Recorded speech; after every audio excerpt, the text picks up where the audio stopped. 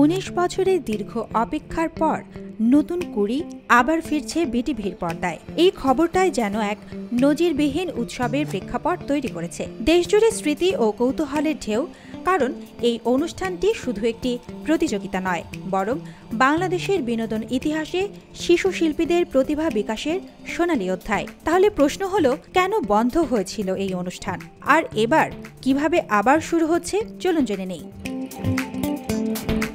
নতুন কুড়ি শুরু হয়েছিল 1976 সালে প্রখ্যাত শিল্পী মোস্তফা মনোয়ারের হাত ধরে এবং চলতে থাকে 2006 সাল পর্যন্ত।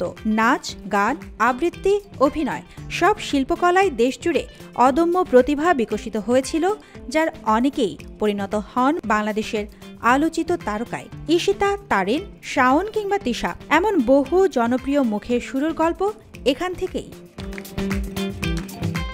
নতুন কুড়ি ছিল একেবারে রিয়েলিটি শোর পূর্বসূরি, অর্থাৎ রিয়েলিটি শো শব্দটা জনপ্রিয় হওয়ার অনেক আগে থেকেই নতুন কুড়ি ছিল সেই ধারার প্রতিকৃত। শিশু কিশোরদের স্বপ্ন দেখতে শেখানো এক অনন্য প্ল্যাটফর্ম। 2006 সালে অনুষ্ঠানটি বন্ধ হয়ে যায়। কারণ হিসেবে উঠে আসে বিটিভির আর্থিক সংকট, বেসরকারি চ্যানেলের প্রতিযোগিতা আর সারা দেশে অডিশন আয়োজনের জটিলতা। পরে 2020 সালে আবার শুরু করার পরিকল্পনা হয়েছিল, কিন্তু কোভিড-19 মহামারীর কারণে সেটিও আটকে যায়। এবার সব বাধা পেরিয়ে 15 আগস্ট থেকে শুরু হচ্ছে অনলাইন রেজিস্ট্রেশন। প্রতিযোগিতা হবে দেশের 20টি অঞ্চলে, 2 গ্রুপে, ক ও খ শাখায়। একক অভিনয়, দলীয় অভিনয়, নৃত্য, গান, আবৃত্তি, চিত্রাঙ্কন, গল্প বলা সব মিলিয়ে শিশুদের জন্য এটি হবে এক মহামিলন মেলা। আগে সবকিছু ছিল পুরোপুরি অফলাইন, এবার যুক্ত হচ্ছে ডিজিটাল পদ্ধতি। অনলাইন রেজিস্ট্রেশন ও অঞ্চলভিত্তিক প্রাথমিক বাছাইয়ের ফলে দেশের প্রত্যন্ত এলাকার শিশুরাও সহজে অংশ নিতে পারবে।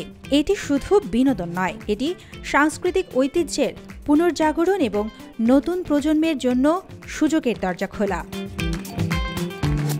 19 বছরের বিরতি শেষে নতুন কুড়ি আবার শুরু মানে আবারও আমরা দেখতে পাবো ছোট্ট শিল্পীদের বড় স্বপ্নের প্রথম পদক্ষেপ। হয়তো এই মঞ্চ থেকেই উঠে আসবে বাংলাদেশের পরবর্তী প্রজন্মের তারকা। সুবর্ণা মেহজাবিন, দেশকাল নিউজ।